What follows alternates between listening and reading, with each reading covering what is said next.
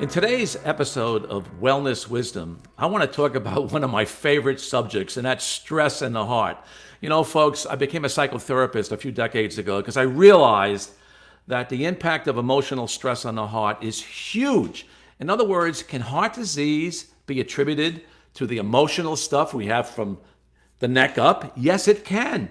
I mean, stress does so many destructive things to the heart. Let me give you an example. Stress not only raises epinephrine, which can raise blood pressure, it can raise cortisol, which is, could be the Achilles heel especially in anger situations.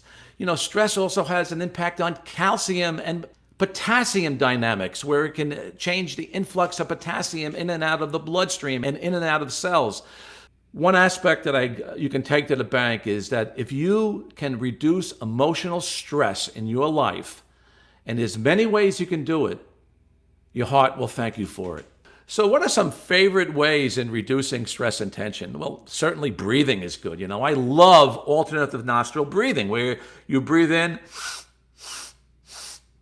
to the count of 4 on the nostril and breathe out to the count of 9, and then you switch nostrils. So what we call it alternative nostril breathing. Believe me, that supports heart rate variability. I mean, I've seen it especially in myself when I was doing recordings with heart rate variability. So what else can you do besides, let's say, alternative nostril breathing? Well, prayer is really good. Meditation is really good.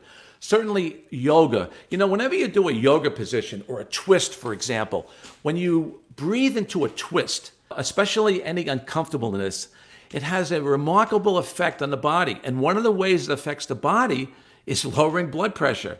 So whether it's prayer or yoga or even walking grounded, for example, walking grounded has the ability of actually reducing sympathetic overdrive and supporting a parasympathetic response where you balance the autonomic nervous system. One of the best ways of reducing stress and tension is targeted nutraceuticals. And here's what I recommend. I recommend coenzyme Q10, magnesium. Certainly B vitamins are very, very essential, as well as omega-3 essential fatty acids. They all tend to help alleviate anxiety, panic, stress, and tension. And it's important to realize that whenever you take these nutrients, not only you get support for the cardiovascular system, but support for the nervous system as well.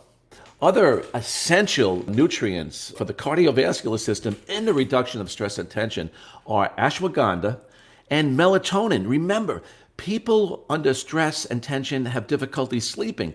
So if you give nutrients like ashwagandha and melatonin, not only do you relieve the sleeplessness that these patients have, but you also have a direct effect on the central nervous system and a reduction of stress and tension.